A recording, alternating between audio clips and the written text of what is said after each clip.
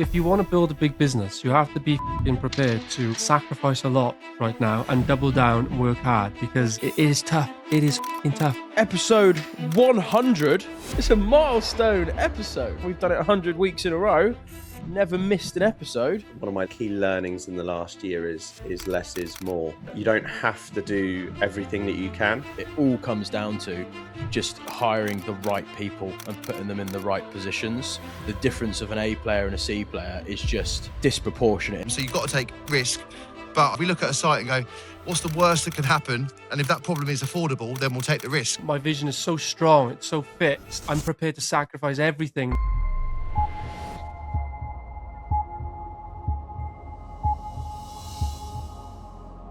Welcome back. Episode 100 of a Ground Up podcast. It's a milestone episode for us guys, nearly at 2 years.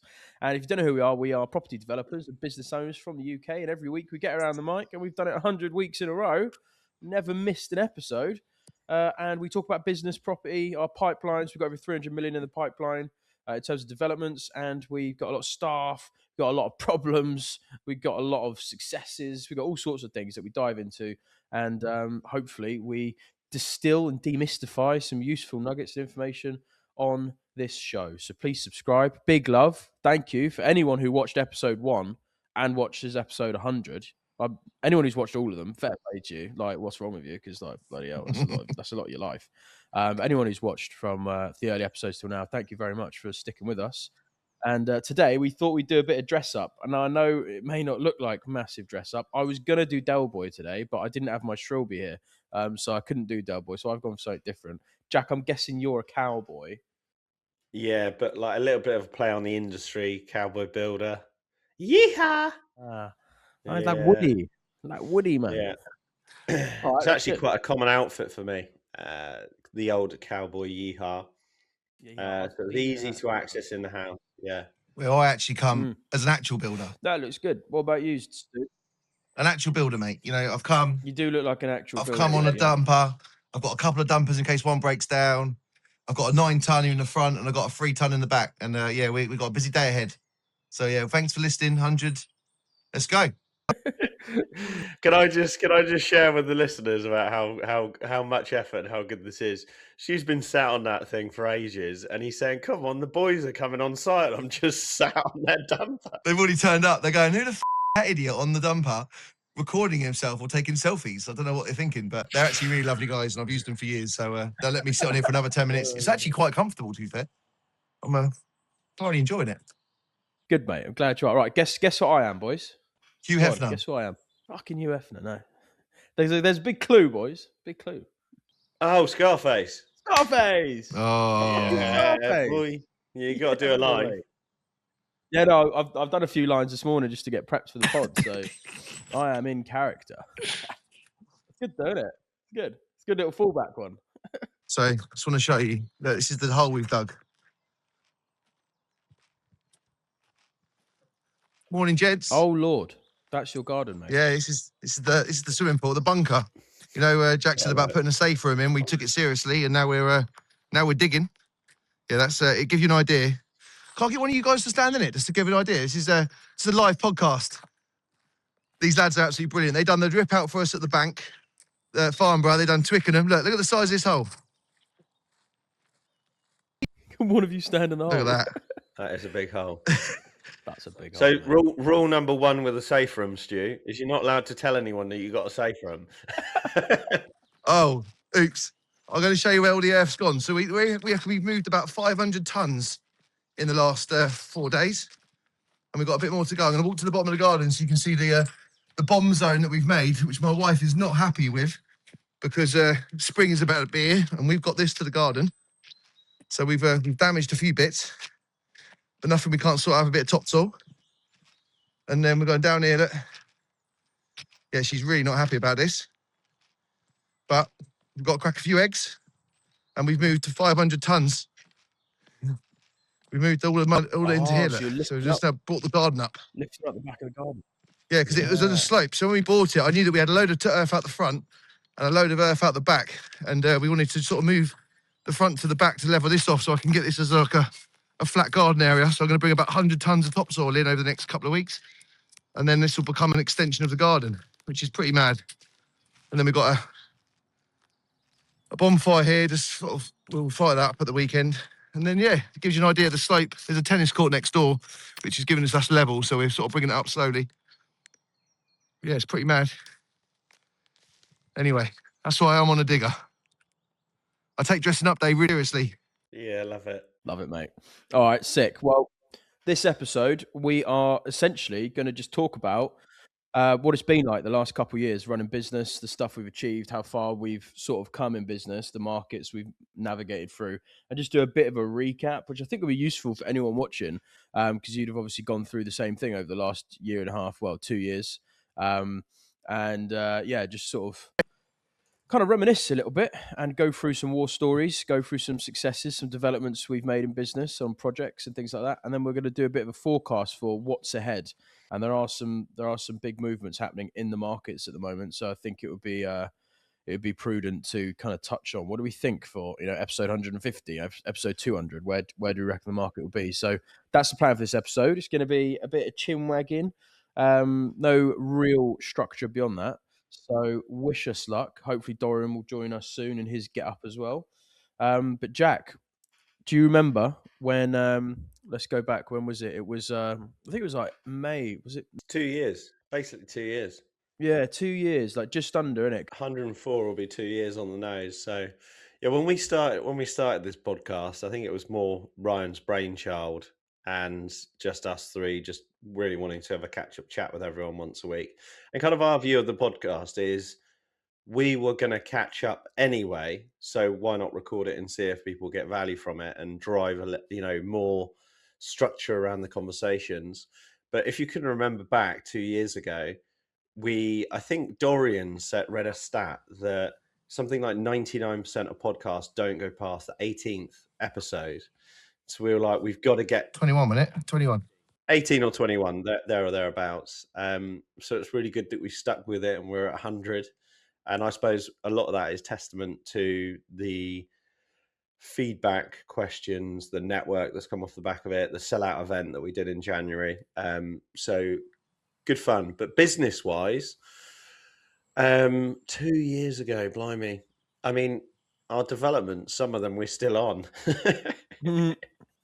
Which goes to show how slow some of our schemes are, or long our schemes are. Slow is the wrong context because some of them are strategically slow, phased, or quite big site. But some we finished. I'm trying to think like the 3 key learnings that I've learned myself in the last 3 years. So sometimes less is more, and I was actually talking about this last night at an event. Our natural instinct is to go set up another business, go do. When we get a site, expand it, do everything, take the roof off, rip it apart, go down, go back, go sideways. And definitely a learning in the last 2 years that sometimes speed and a lighter touch, so it's less sort of egotistical. You're not thinking, oh, I want to do that and do this and do this. Like, let the site breathe to you, let the site breathe, and I think that sometimes speed, especially in this market, and less aggression on some sites can be more profitable and less risky, because we're not scared of like any form of construction. Like Colney Hatch Lane, we did a retrospective basement, removed 1,000 tons of soil, propped the building up, dug retrospectively, restructured it all up from underneath while holding up a 10,000 square foot red brick building above it. That part of that scheme was actually fine, but you don't have to do everything that you can. And saying no, I had a lot of business opportunities approach me this year that I've learned to just sort of say, actually, let's focus, let's double down on what we've got. We've already got a lot going on. So I'd say one of my key learnings in the last year is less is more. Would you say when it comes to that time, so that sort of speed is key, is that you looking at planning in terms of you could go aggressive on planning, or is it better to just have a more in and out approach on the scheme, or are you talking more about duration on site or the type of site you're buying? Yeah, I'd kind of say the way that we typically do an analysis on a site is we always have base case scheme. So get the analysis going, buy it without planning risk or what you know you can get done, and look at the numbers. We then duplicate that tab and go option A, which is like slightly heavier hand, maybe some external changes or some new build in the car park, whatever it may be. Option B, like the holy grail, like everything that you can possibly do on that site, change the time frames or contingency, look at the profit margin. Because sometimes cash in your bank account is better than delaying a scheme, because a lot of our schemes, because they're not ground up, you can't phase it as well as a national home builder could phase a 100-unit housing site. So everything really. So planning, legals, delivery. Like one of our schemes has been delayed because we phased the site in 3 parts where we've added significant value, but then the contractor can't practically complete on one of the units because we've added 2 new houses to the scheme. So I think just being a little bit more ourselves, rather than being aggressive about more bricks, more buildings, more space, more mezzanine floors, more new build extensions, being more aggressive on our timeframes and just going, look, that'll do. We'll take that profit. We'll get out of the scheme. We'll move on. Here's Dorian. Yeah, nice. shit, No wonder he sorry. was late. That is scary. He's late, but he's allowed to be when he's committed that much. I'm not gonna lie. Yeah, that is true. I mean, I'm amazed that might not even be Dorian. Yeah, this is where he substituted a staff member in to do the pod. We'll know by a thick Welsh accent in a minute. Guys, can you hear me? Can you hear me all right? Borada! Hello! Happy Easter! Oh my God, no wonder you were late. I've lost my eggs. No wonder you were late.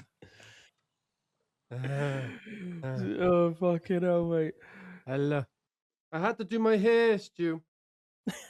Mate, it's beautiful. You look absolutely beautiful. Happy Easter, mate. You Happy digging Easter, for mate. eggs, are you? I'm digging for gold. Jack's digging for Oh, a check to bounce. Jack's in a Western. There's no way I can talk to him like that. That's just so good. Mate, don't I look like a DJ? Do, mate. Did you buy that? Like, has that just been lying around the office? Like, did you buy that? I'm visiting a children's hospital for Easter and giving them eggs. Fair enough. Oh. mate. On Christmas, we have a Santa costume as well, where we go to children's hospital and give them selection boxes. Very sweet. Love Bro, it. I'm, fucking I'm love taking it, I'm mate. taking a skiing. Oh, that'd be sick on the slopes, mate. Love that. Dorian, we're talking about what's changed in our business and personal lives in the last 2 years since we set up this podcast. Sorry, Jack, it's a bit bright. Sweet. Don't fit. Go on, sorry. Alright. Serious now. Serious. Go on. Yeah, serious, mate. Yeah, go on. I have to take it on, off. Take it off. It's There fucking he hot is. in there. Yeah, mate, that must be pretty lethal. I'm not gonna lie. Yeah, Stu, what you saying, mate? Like Jack said, we got together because, I enjoy being in your boys' company, whether it's digital or virtual. And it's just nice to catch up. And I think this podcast, we're quite disciplined characters. And this is just another string to being disciplined and to getting up early, getting on, showered, getting ready and turning up. And most of us turn up all the time on time. There's 1 or 2 exceptions that sometimes happens, but we're all busy in our own little worlds. And yeah, Was that a dig? No. You keep digging for eggs, mate, or whatever you're up to. I love it. I love spending time with you guys. But in terms of business, I've loads of change. We obviously moved house. I'm focusing on the family now and trying to build something for us. The hard work over the last 5 years has been building up a portfolio. We've tried different size buildings. There's some that are easier than others. There's so much value to have learned in the last, in doing the bigger schemes. People I speak to on the network and in private. They're like, surely you want to go on to bigger and bigger schemes, but there's a lot of value in learning what you've learned and just trying to perfect it and perform better, perform faster. And the HMOs, I was just saying, there's a bit of a flywheel effect we've now created. We've got a good bridger, good lender, good term loan funding, and a property type that we can spin into, and a team that know what they're doing now. And we've got everything detailed out. So the plan is to spin them up and do 5, 6, 7 of them a year, and build the portfolio that way, where it can then free me up some time to spend time with the family and to help build this dream home of mine over the next 50 to 100 episodes. That's what I'm going to be spending my time on. So D, over to you, mate. The flywheel that you just mentioned there, Stu. So good to great flywheel, so important. It's if people can find their flywheel in business and tighten it, shorten it, that's apparently Jim Collins references one of the secrets to being successful and being great, not just good, is by nailing your flywheel. So yeah, I fully appreciate that, Stu. My past 2 years is mainly comprised of raising investment, doing deals, hiring and firing people, and developing my knowledge base. Really, that's what I've just been obsessed with for the past 2 years. In terms of investment, it's I've raised and paid back and reborrowed millions of pounds. In terms of deals, I've done dozens of deals. We try to do 6 a year at least. In the tens, over 100+ million pounds worth of new deals done probably in the past 2 years at least, probably more. The team base is currently over 70, but I've probably had to, there's been dozens and dozens of people that have also come and gone. And but knowledge is a big one. Obviously, being around you guys, I've been invested a lot in Goldman Sachs and the 10K SB program and the Unicorn School. I've also been invested heavily in Business Leader for the past years, just constantly trying to get myself around people who are doing bigger and better things, learning more, and then the big one for me is pushing forward on this expansion plan. And I'm still very committed to achieve the plan, to become national, to eventually exit, and but it dominates. It absolutely dominates your life. I mean, the stress that when people, and I know this is no way at all to say as a gloating thing. It's just true. People who know me and operate around me could see the amount of work that has to go into it, the amount of pressure, the amount of things that go wrong and don't go to plan. And I think by the past 2 years, the bigger the business gets, kind of comes back to what Stuart said. The bigger the business gets, the bigger the deals we do, the harder it actually is. If something doesn't go right, it's a bigger problem. The number is bigger, and the stress is higher. But I'm committed. Committed to the cause, mate. Yeah, I mean, I saw your Instagram post the other day, mate, where you're showing the expansion into the southwest and the general west of England. Obviously, to do those things, you're having to learn a lot about staffing and sort of your structure internally as a business, right? And you've explained it a lot over the podcast and talked to us behind the scenes about the maneuvering you're having to do to facilitate scale. It's not like you can just go, I'm going to buy more sites and just employ people. It's like you got to forward think and strategize and look at cash flow and how you're going to inject into those areas, how you're going to enter new markets. And I suppose the last 2 years must have been a big learning curve for you and how to do that and how not to do that, right? Yeah, and just numbers are bigger. Like in terms of cash flow, it's so important. It's we've had 30 million plus come through the door, and I've got to send 30 million back out the door. It's just it is constant, and the numbers are so big. As Stuart said, some of the sites we're doing now, there's 60 units plus. One of in our pipelines 100. Just for a report, it's £30,000 for a report, just for a report. That's the game we're in. So it's the bigger we've grown, the opportunities there, which is good. The team capacity's grown, but investment is it's hard, it's constant, it's hard. But if I level off and stop trying to grow, then cash could come back through the door. But I mean, there's a housing crisis out there. Come on, Batman, mate. Batman of social housing or Bunny of social housing, whichever you Yeah. go for.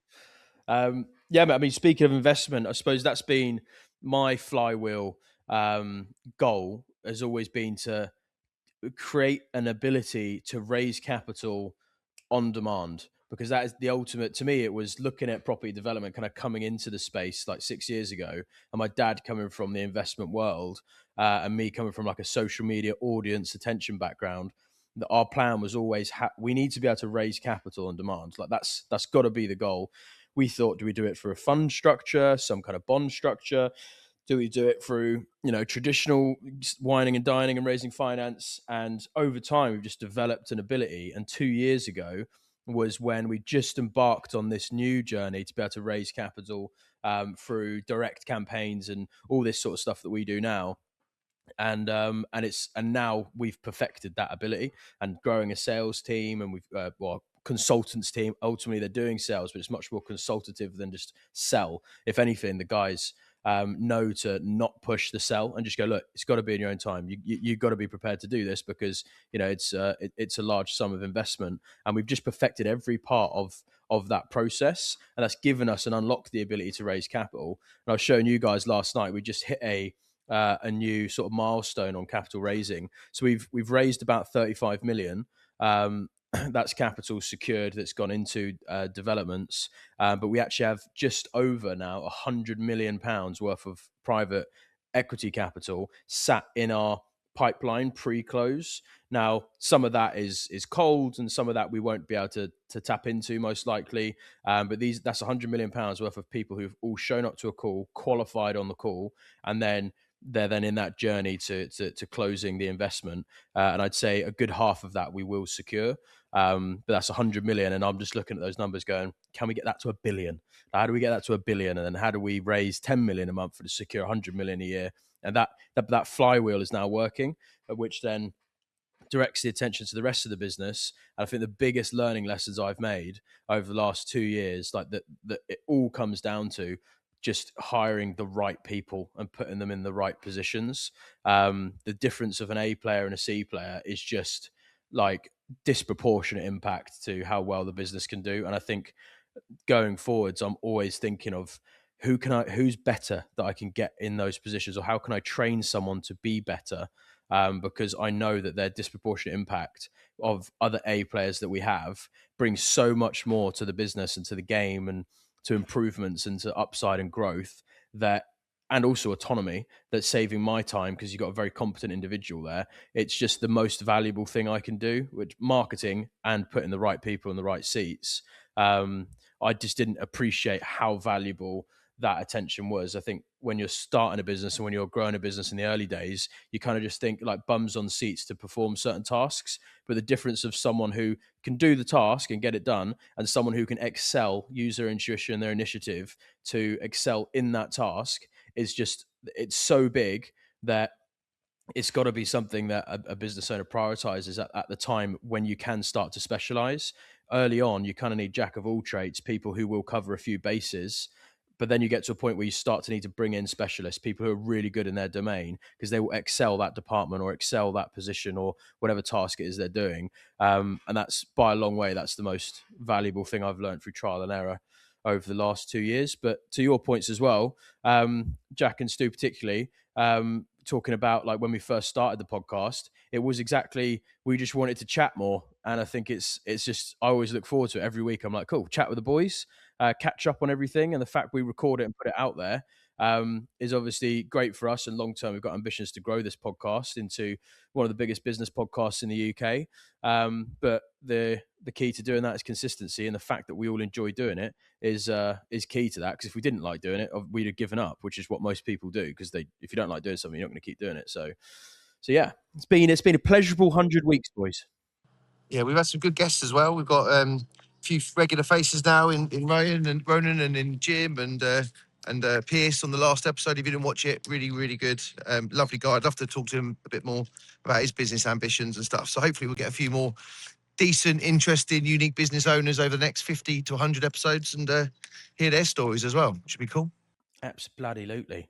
So what about looking forward then, guys? So we are here recording this on the 20th of March, 2026. Now, we all said towards the end of last year, I think we were saying like, it's been a rough few years in business, obviously through inflation and the markets and wars and things like that. And then start of this year, there's another war. And potential oil price issues, the markets are looking a bit funky, interest rates are starting to tick up. What do we think, Jack? Like looking forward to the next year, what do you think in terms of business, in terms of where you're at? Yeah, I mean, I actually was at an event yesterday, and people asked me that question, like, what's next? And for me, it's siloed between the businesses. Like, I don't have one, it's not global domination like Mr. Rabbit over there. It's not like building the AI platform that does whatever. I basically like compartmentalize each business with its own strategy. And then I have my own strategy of how I fit into allowing the businesses to do what they need to do. So XP Property, we're going to reduce the number of schemes that we're doing, but do slightly bigger or lean into the slightly bigger schemes that we've done. for ease of delivery, better quality management, but still delivering 25, 30 million of schemes consecutively year on year. We've got a really good team now, so everyone really knows what they're doing, what their roles are, and just keep growing that out. Central Suites, which is our HMO business, I really want to put a bit of a rocket up its arse and continue growing that and systemize that more. So we've got the portfolio builder product now, which means we're not limited to our own cash for deals. I love flipping houses in that business, lean more into building a flywheel, as Stuart said, into the flipping side and deliver more HMOs.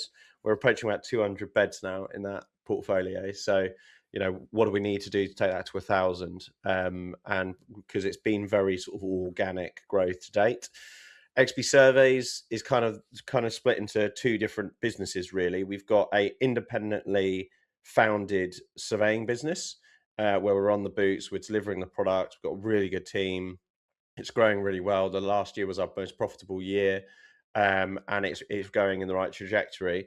But on top of that, we've built an AI integrated portal, which we want to grow to a national product, to be the largest, so basically be the Uber of the surveying world. So we don't have all the cars, but we provide all the infrastructure, the sales, marketing, operations, the senior ops, but then we have independent surveyors that come in and feed into our business to take the work. They don't have to worry about closing sales, finding clients, all the admin, all of the finance, all the accounts returns.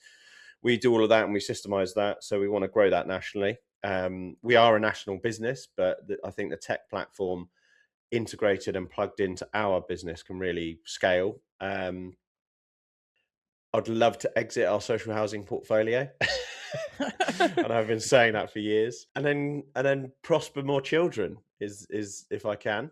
That's it from me. I'm not here to land on the moon, I know. But that's where I'm at. That's good, mate. Focus on what you do well, right? Yeah, and obviously we've got grand plans for the Ground Up podcast network and events, which I'm super excited to really get us teeth stuck into. I think the event we did sell out, we could make 5 times better and 5 times bigger, and it was already really good. I think it was already one of the best events that I've ever seen in the property industry.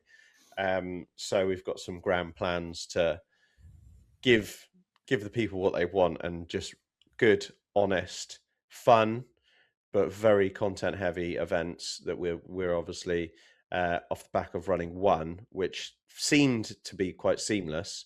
I think we've got scope to be not only the best business podcast in the UK, but also the best property event in the UK. Beautiful, mate. All right, we'll come on to that after we've done the round robin. Talk about Ground Up. And Stu, next couple years, mate, what are you looking at? Getting this house to a family house is my number one priority now. On the flip side, taking everything we've learned, and I'm going to, in the next 2 years, I reckon we're going to do another 10 to 20 HMOs. I'm not going to put a fixed number on it, which will increase our portfolio by another 60 rooms, 65 rooms. That would be quite nice. I think I'm going to have to start a letting agency. I don't want to, but I'm trying to put some good roots in the ground with some people I know to try and see if that's something we can look at maybe next year. Get planning in on my house, because I've not even got planning for any of this yet. I'm just laying the ground to make sure that the infrastructure and everything's ready to build, and then I'll have less ag from the council once it's all shown as existing and proposed. We're looking at some bigger sites, but maybe in the next 2 years I want to do maybe one really well. So a 20 unit scheme would be fantastic. We've got one in Kingston at the moment, which we're bidding on. There's one in Battersea, which if the price is right, we'd take a look at. We've got another 2 or 3 out there that are potentials, but I still think they're too much for what they want. But if I could bag a really good one, put everything we've learned over the last 3-4 banks we've done, 3 banks and a solicitor's firm, and just really master that process, then I'll be quite happy that we've nailed it. Because then we can spend the next 10 years after that just again creating a flywheel for these flats. But yeah, it's just a balance between growing Skylofts, sustaining Skylofts, making sure the cash flow's there, the fast pounds are there, building quick income from the HMOs, and then really taking the legacy thing up by doing these flats, because they are fun to do if you don't lose money. Beautiful, mate. Love it.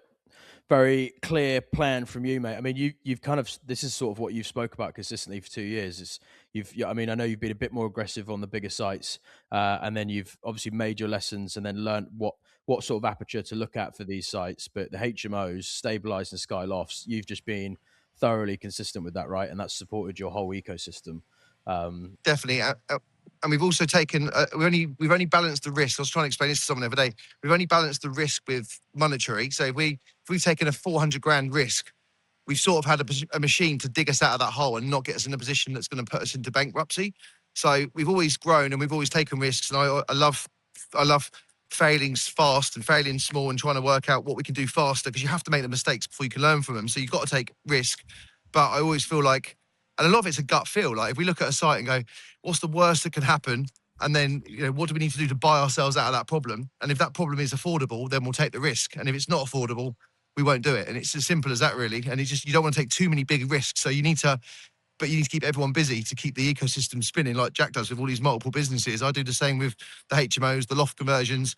And actually, this is helping me with the lofts because it's giving customers so much confidence in the fact that I'm not talking and I'm just building this digital portfolio of things that all hopefully make sense. They certainly make sense to me, but they make sense to customers. And they might listen to 1% of it. And the fact that I'm willing to go onto the internet and talk about the lessons learned and the risks and the rewards of doing what I do, them spending 60, 70 grand of their very hard-earned money with someone who's that exposed digitally just gives them that reassurance. So that's actually making things easier to grow that business. So yeah, onwards and upwards. As long as you boys turn up on a Friday, I'll be here. Beautiful, mate. Yeah, the marketing side of things, being transparent, it just is such a good sales tool. And what about you, Mr. D? Next 2 years of domination, where do you reckon you'll be in terms of growth and scale? Where do you reckon, what regions do you reckon you'll be covering in 2 years' time? In 2 years' time, Wales will be. I would say it would still be growing, but it'd be be matured. It would be consistently handing over between 300 to 500, and I know that's a swing. Homes per year. It'd be doing north of 60 million turnover per annum, and it would have. I'd be working with all the clients, and yeah, it'd be matured. The team would be known what they're doing. We would be on site in both West Midlands and the Southwest, and we'd be growing them relatively simultaneously. And but there's whether I like it or not, there's a 5-year plan really to get them to the similar size of Wales, just because of how long planning takes and all that sort of stuff. So within 2 years, we'd probably be building north of 100 to 200 homes in each area. We wouldn't be consistently handing over that. Yeah, we'd still be building the pipeline, and we'd probably be looking. Yeah, so we'd be operation really in 3 regions, and we'd be looking to start the pipeline building probably for Northwest. I would have raised a much larger funding facility and to restructure the entire business and give us that growth to just double down. That's what the next 2 years looks like. What key hires do you think you have to make in that time? Are you building out an exec layer, or are you already at an exec layer, or is that something in terms of hiring, because of building that regional growth, you're going to have to build that sort of that brain, right? That or where are you with that already? I've not built out an exec layer. I'm quite hands-on MD, especially at the moment. But the key hire in the regions was the land and partnerships director, and then the land and partnerships manager. So it's all about pipeline building, because it's obviously that 2-year investment before things. But once we start getting deals ready to go live, then I'll have a choice to make, which I'm already starting. I either buy an existing construction company that's on the frameworks and then feed it the pipeline, or I start from scratch and bring in a delivery team that I hire uh, from the ground up. Basically, I've not decided. I'll have to see it close to the time which strategy to go down. But when that's the case, then yeah, it'll be building out all the operational piece. Then the construction director, commercial director, pre-construction, and hitting it hard. At what point do you think you need an exec team that sort of sits and monitors the different regional departments, or do you think you need another couple regions first? I'm going to delay that for as long as I can. I don't want the overhead to be too fat and too big. And my thesis is that hiring great people to manage that region and reporting direct to me, really, they're going to be their own mini businesses that will come into me, and then I'll know when the time's right. When those 3 are live together, I'm going to need assistance on that. So, but I don't know whether I'll be promoting up somebody that's that's doing it well in the region, and then they'll be replaced, but then also help me make sure the standards that's working are being implemented across the board. That's all the fun stuff to come. Yeah. So before that, I've got to get the deals and I've got to get the money. Yep. Pipeline, baby. Raising money, finding sites. The only two things in property development that I believe you can't hire: deals and money. Yeah. There you go, baby. Sounds like you need a bigger pipeline, but backwards. pipeline. Love it, mate. For me, the next couple years, I mean, you guys know I bang on about AI all the time. Like, I just think, I just know that I've seen the impact of the AI agents and the automations that we've brought in already, and it is just it's like entering a whole new world. So the plan is just every day grind all the time, every available minute possible. We're going on a ski trip next week, and I'll be making sure the agents, my AI agents, are working behind the scenes to keep building stuff. And we just want to tech enable the entire business. I want to be capturing. It's funny how, like, I'm now so data driven because of the AI agents, because that's their fuel, that's their food. The more data you can give them in consolidated form, the more valuable they are to you. So I'm just looking at the whole business and going, how can I get more data? We already capture a lot of things, but I'm like, there's so much more bandwidth of data you can capture now because of these smart systems, and the more feedback loops we can create interdepartmentally, and then to a group and reporting level to inform KPIs and forecasting. I'm just like, I want to capture as much as humanly possible, and to do that, I need to build an entire system, a surface layer that runs throughout the business, and then there's applications we build off of that work particularly for departments like in the construction division, in the sales and raising capital division, marketing, project management, everything else. And that layer right now, we have a bastardized version of that in Monday.com. So I already have a structure for it, but I want to augment that into our own proprietary platform and build out essentially the perfect project lifecycle management, development, end-to-end solution that works for us internally. And the thought now is that if I'm going to build that, might as well productize it and then offer that out to other developers, particularly people who've got small teams who can't afford the bandwidth of admins and procurement specialists and site finding and appraisals and all that kind of stuff, because I've seen what you can do with this. And it can basically take your emails to zero, your time spent on emails to zero, your admin to zero, and it just clicking a button and checking on approvals if you're capturing all the data in a siloed system. So that's what I want to try and build for the team. You imagine if you can put in, if you've captured a site and all the correspondence to do with that site in one system, which is essentially what we do for our leads on the sales system, then you have a full 100% truth like data trail of that site. And what does that mean when you're then going to raise finance, when you're then dealing with solicitors, when you're then dealing with planning? Well, now the AI is able to do all of that heavy lifting because it has all the context from your email correspondence, any call correspondence, any updates you give it, any survey reports and things like that. And that can be fed into the later correspondence, and then forecasting issues and looking at the markets, and just like an omnipresent, super intelligent assistant or mentor that you can have by your side, in your pocket, within your system, that's managing the process. That's what we need to build that internally. And if I'm going to build it, might as well productize it. So that feels like the next product and trajectory that we're going to focus on for the next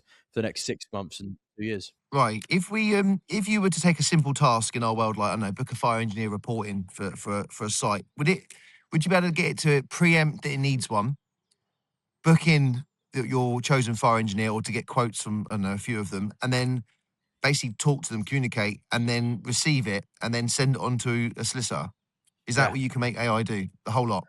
So my missus is actually, she's got a Mac Mini, and she built an AI agent, and she's basically already within like a week got it to do similar things to that, where she's augmented her emails, all attachments and anything else to do with a specific site. And if someone emails her requesting information, the AI composes the follow-up, pulls from her database of of attachments that it knows relevant to that site and composes the email for her to just approve and send. And 99% of the time, it's a better email than what she could have composed. So the intelligence is already there. It's building a framework for it so that it just manages that whole process. Imagine you're raising finance and the underwriter comes back with a questions and you're like, oh, I've got to deal with that.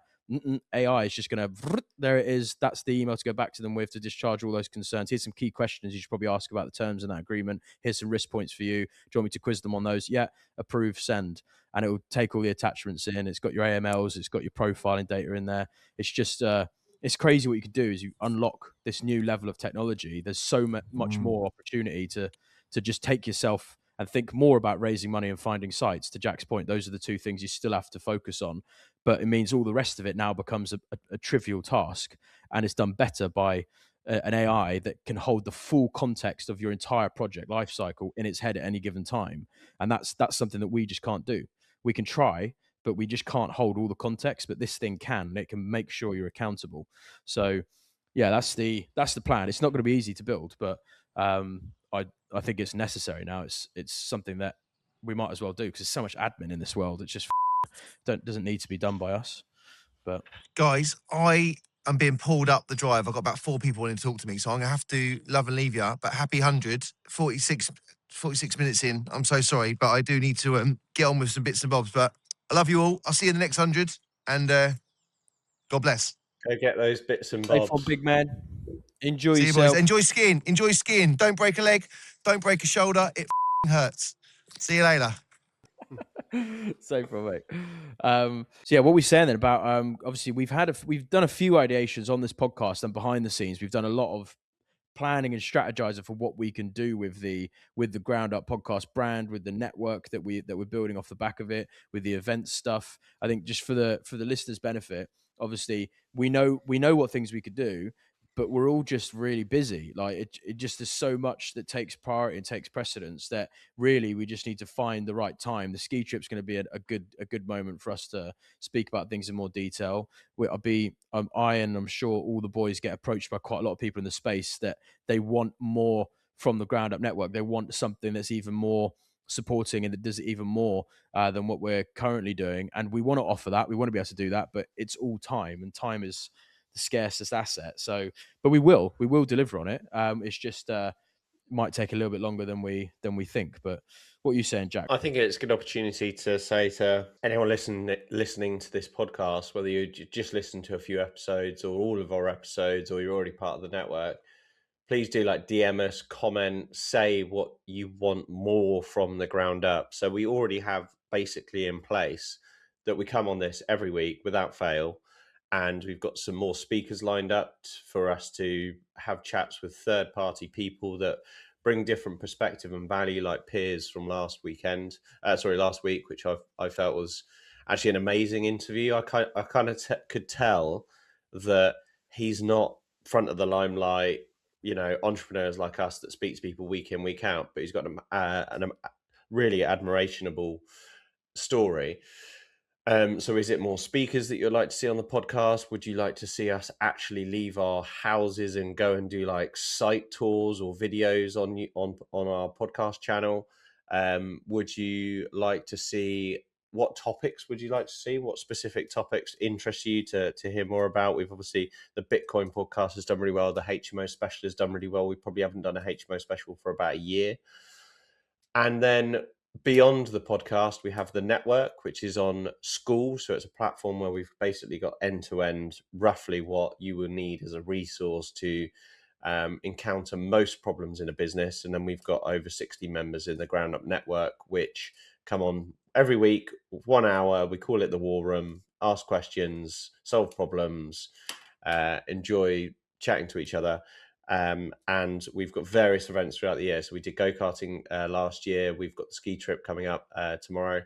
And the big live event that we ran in Moore Street in London. I think we're going to hit that hard this year. Next Jan, the live event. But I'd love to hear from our audience what you guys want to see and hear and do and, be part of. We're open to ideas, aren't we, boys? I think where Rye says it's just we're all busy, I feel like this kind of like side hustle comes in ebbs and flows. Like we all strategize, get our brains together, come up with a bit of an idea, but we can't do that without the, asking what the people want. Maybe Chandy could overroll a. Are you not entertained by the Gladiator at this point? Like, what do you guys want? And we will deliver. Yeah, I think the key for us is we've got this four heads here that are, we've got a lot of experience. We're doing a lot of probably more than most people are in our sector, and we want to be able to distill as much value as possible. That's all we want to do, is just offer as much value as we can, because there's an inherent feedback loop of more value we offer, more people that will want to engage with us, and the more people want to engage with us, the more we can do with that energy. So we want to create a positive feedback loop. It does take time and thought, and to think and plan the podcast, and to plan events, and to do that kind of stuff. So it's got to be worth it, because there's so much in the day jobs in our own businesses that we also need to focus on. So I think there is a big part of a community engagement side, where if people want stuff, if you want to have a support network of four people like us, to be able to do things, then there's got to be an engagement back and forward. Like when I started out in property, all I wanted was to get engaged by people who had more experience than me. And that's what I fought to do for about a year before I really took any serious action. I just wanted to speak to people, get engaged, understand what people were doing, blah, blah, blah. And if that's you right now, you got to do that. You got to, and we're literally there offering, we're happy to do this, but we need the engagement to do it. And the upside of having a conversation with people who are more experienced than you could be the difference of changing your life, or changing your trajectory of your business, or watching out for a key risk or a key mistake you might make. And if that means you're paying 100 quid to join a network, then now that's amazing, because you used to, so many people in the market charge 12 grand, 15 grand. And we don't want to be those people. We want to be able to give away a lot of value at a low ticket price, but also we may look to incubate people who are performing at a high level for a higher ticket price, but that's worth it for the disproportionate impact to their business, which is something that Dorian, I know, is keen on with the Ground Up Network, is to build a round table of people who are already delivering and operating at scale, and bring them into a room where those minds together can have a disproportionate impact with one another as an aggregate sum. And what do you think about that, D, in terms of being able to put together that sort of grouping? Well, yeah, I mean, the short answer is yeah. It'd be. We talked about this before. It'd be valuable, but I don't think, as you said, there's lots of ideas and lots of things we can do. We're all obviously very busy, which is good as well, because this is the thing. It's you can be around people who kind of aren't busy doing it, but they like to talk a lot and teach you a lot. Or you can be around those that are very busy, because they genuinely their focus is on the doing it, but the time together is obviously smaller but more intense. All I would say is that it would suit more people who are genuine doers.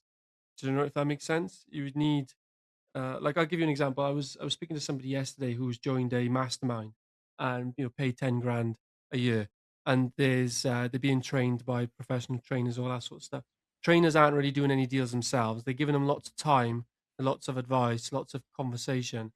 Um, or would you prefer to be in a group with people who are genuinely doing stuff? So like they have team around, and they have people to also lean on. And I suppose what I'm trying to get at is that it's you can't have everything, can you? You can't have somebody that's really doing it as well, and them to have all the time in the world. Doesn't work like that. So it would suit more people who are independent, who are goers, who want to push, who don't need like a mega hand holding and a clarification of everything. You've just got to move fast, do things. I think that's where the network comes into play, because there's pre-recorded videos on there, so it's a very efficient way of allocating our time to an indefinite amount of people. But then we have more time for the Q&A sections that we do. And I completely agree with you, Dorian. It's interesting to see I think there's two forms of education in the UK. There's sales businesses, and there's people that are doing the doing and have a sort of side hustle along the side of it. And the sales businesses don't tend to do much property stuff. No. But it's obvious, isn't it? Like to what Dorian's saying, if you're spending your time training, well, you ain't spending time building a business. And as we all know, this business takes every inch of you And more. and more. Yeah, it baffles me how these trainers can sell these scores. Well, it doesn't, because what they do is they're taking entrants to the market who don't know any better. And there's all kinds of stuff that's coming out more and more all the time to do with these training gurus and like the methods they employ to try and upsell people and sell things off plan back to them and just rinse them for cash. They look at a lead and go, how much cash can I extort from this person, and give them some basic training because they don't know any better. It's actually stuff you can just find online. You really don't need someone to you don't need to be in a 12-month academy boot camp to learn it. It's just absolute nonsense. What you do need though is when you're on site and you're dealing with a fork in the road and you really need some experienced advice, that's when you need people who are doing in the market at the same time as you to actually go, do you know what, mate? I wouldn't do that because XYZ regulations just come in, or because I tried that and this happened and you're probably better off doing this. Or here's a third fork in that road that you've probably not thought of. Only experienced people who are in the space doing stuff can offer that. And we're trying to figure out a way to do that.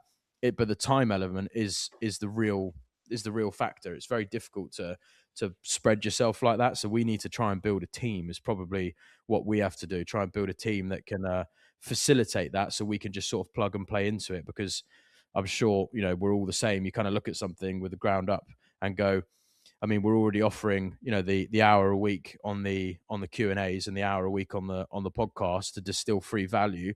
To really be able to support someone on an individual basis, you need a team that can help support that. You just can't spread yourself more than that, because you've already got a team that you employ that you need to look after first. They're always going to take priority. So that's just the honest sort of truth of it.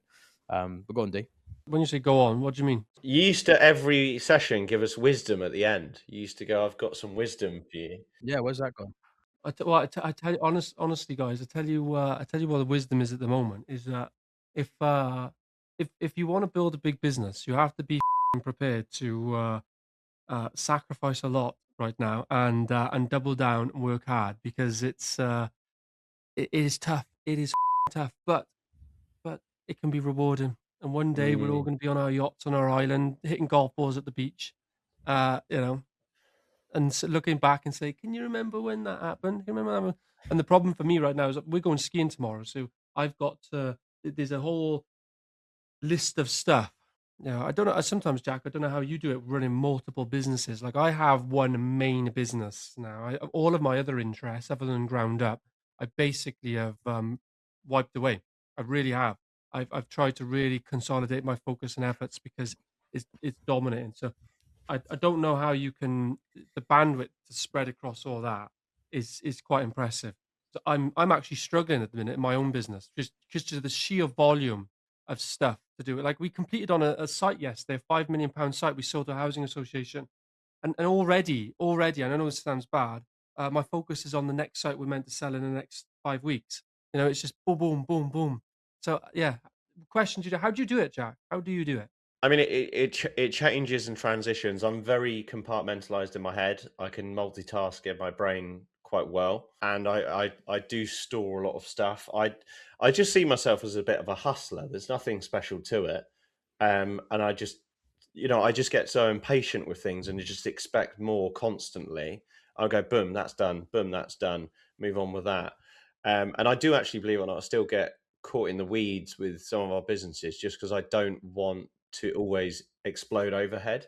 So in Central Suites, we just bought another HMO that we're doing, and I was basically managing the whole process through pre-purchase planning, legals, capital raising, bank dealing with the bank, pushing back on various different things to getting it bought and instructing the contractor. And it's like I kind of enjoy that this on the smaller gigs. Obviously, we have a team as well, Dorian, which is integral. You have a large team, and you can't do what you've done without that team in place. I guess I'm a bit of a workaholic. Like I just love having a handle on everything, know everything that's proceeding forward. Because I feel like if you put a goalie in goal as an analogy, and you say to him, right, I'm going to get every player in the world now to take a shot at you. It's going to be challenging. It's going to be difficult. You're going to miss some balls, but they're going to learn. They're going to grow. They're going to enjoy it because that's their passion. And I suppose I've just sort of landed into passion, and I almost get more satisfaction from the stressful things than I do the enjoyable things. So it's like the more you pile on. If you was a football player, but in the context of your business, what position are you playing? Good question. Yeah, I'd probably say like midfield, because I've got to be at both ends. I've got to run to where the gaps are in to fill, get the ball from end to end, defend when I need to, attack when I need to. Playmaker. I was actually a centre back, and I was just a nutcase, running around chopping bodies in real life. But I would say, yeah, probably like playmaker. Get letting people do what they do best, and then run back and do what I need to do to support. CDM, mate. You are Tonali. Quarterback of American football, yeah? Honestly, my knowledge of football now, soccer, football, American influence, is so bad. Just to interject on Dorian's question to you, Jack, I do think, D, one of the biggest things, I think the difference for you against, say, me, Jack, and a bit of Stuart as well, is that you don't have a business partner, right? You are the be all and end all of all of your decisions, and I really do think just having a business partner, having someone who you can also lean on with decisions. And I know, Jack, I know you've got Ben as a business partner on the developments, and I know you're obviously more in the weeds of the raising the capital, maybe towards the sort of stressful side of the abyss side of business. But I think, D, you are staring at the abyss, you're staring at the ops, you're staring at the team management, you're staring at the growth all on your own. And I do think just a business partner to shed some of that weight and to align some responsibilities can be the big difference between having time back, but also some thought and a bit of pressure off. I don't know if you've ever thought about that, but you are on your own. Sometimes I feel like I'm genuinely schizophrenic. I know that sounds thing. It's just that with the volume I've got going on and all the decisions I have to make, like I have to make all the critical decisions come to me, and there's a lot of them, just because of what we're doing. Like we're pushing boundaries, and I have to have full on like conversations with myself, debates with myself. I can spend like, it was only not yesterday, the day before was actually a difficult day for me, not because of the stress or the volume, was because the sheer amount of different decisions I had to make, and they're all top level decisions. And I don't mean that in an egotistical way, but they genuinely are 6 figures, 7 figures, 8 figure decisions that I have to. I can't speak to them about anyone. I have to like go through them all. So sometimes when that happens, I feel a bit like schizophrenic, but because just too many voices going on in my head. But then it's I also struggle because I have such a strong vision. I've tried business partnerships before. Obviously, Jack. I know when me and Jack first met years and years and years and years ago. We had that kind of mutual experience. He then fortunately found a good business partnership. My problem is this is my own issue. My vision is so strong, it's so fixed, and it's so big, and I'm prepared to sacrifice everything that I cannot. My problem has been when I've been working with people is our willingness to sacrifice and our vision are misaligned, so it doesn't work on that basis, really. But it may just be, mate, that's the thing you're speaking to is just that. It's just that you don't have a business partner to share the burden. And at a certain level of scale, it doesn't mean you can't do it. There's plenty of business owners that have done it and tread the path on their own. But it just means that you're always going to be you're completely isolated in terms of all the pressure comes back to you and it finishes with you, as opposed to Right. having someone who's responsible, say, for the commercial side of things, and you're focused on the ops, and you can that split, just one split, is enough to just go. Phoom, there's enough pressure off of those things, It's why I carry around a small violin all the time with me, just to and a bunny rabbit suit. yeah, yeah, yeah. Amazing. All right, boys. Well, look, for the viewers' benefit as well, we're going on a ski trip as of tomorrow. We're going to try and do a live podcast when we're there as well with some of the guests we've got coming. We've got some big hitters coming. It's a developers ski trip. We've got 15 of us or 16 of us now, I think, sharing a chalet out in Maribel. We're going to have a great time. We're going to film the whole thing as well and try and get a little podcast interview style thing done whilst we're out there. So big love. Thank you for watching. Make sure you subscribe. It helps us out a lot if you subscribe. What was it that? Or the diamond? That was it. Yeah. I haven't done that in a while, have we? Boom. What was it? 3 pillars of time, quality, and cost. Triangle, yeah. Quality, speed, cost. You can have 2 out of the 3, but Yeah. not 3. Yeah. Well, Illuminati. Illuminati. You That is. speak to our Chinese contractor; they were confident you could have all three. Perspective was different. What actually happened was different. You could dream, mate. You could dream. If you had to pick the two of the three, which would you pick? Always quality. And cost. I'd rather sacrifice time where I am. The borrowing costs aren't too bad in the Northeast. Yeah, for me, it's quality and speed.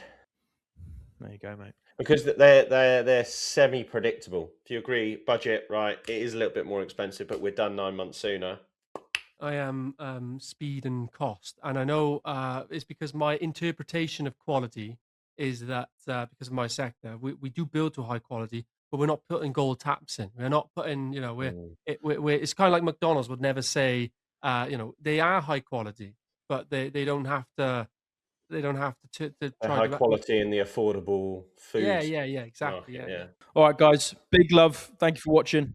Bonjour, au revoir, Savi. See you on the slopes, boys. On the slopes. Yeah, Dorian, please bring that outfit. Yeah, we'll do it, mate. I'll be going down. I'll be in folly douche like this on the table, going. He actually will as well. He actually will. Just let's insert video of him doing that. Yeah. Bring it on, baby. Ground up sound. Ooh, yeah.